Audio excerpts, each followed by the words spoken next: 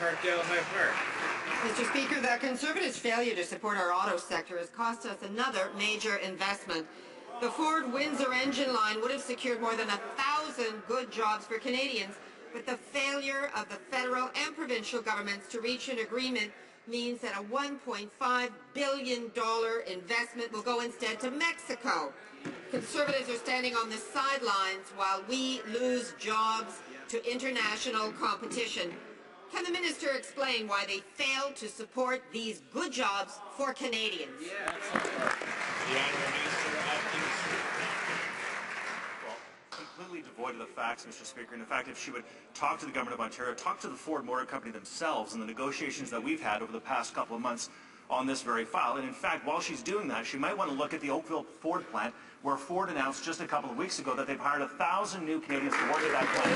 Above and beyond the 1,200 jobs that were secured by virtue of the investment that was made there, Mr. Speaker. Now, it's true, we do believe in supporting Canada's auto sector, but of course, there's a limit to the tolerance of Canadian taxpayers for these kinds of investments, a limit that the NDP knows no limits.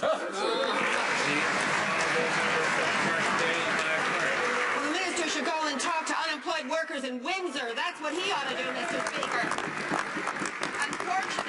Unfortunately, the Ford engine plant is just the latest in a series of disappointments for Southern Ontario. More than 400,000 good manufacturing jobs have disappeared under the Conservatives' watch, and there go another 1,000 jobs to Mexico. When do the Conservatives plan to support creating good manufacturing jobs right here in Canada? The Honourable Minister of Industry. Mr. Speaker, manufacturing is up 25% since the recession. It's going up, Mr. Speaker. It's going up across this country.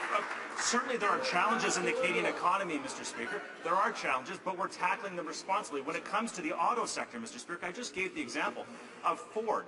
The Oakville plant, 1,000 new jobs above the 1,200 that were created by virtue of the Project North Star investment that's happening there. And the reason why they're investing there is because of agreements like the Canada-Europe Free Trade Agreement, where every single automobile being manufactured in that plant can now be sold tariff-free into the European market. They're being sold around the world, Mr. Speaker. It's creating jobs for Canadians. Ford knows it, and Canadians know it.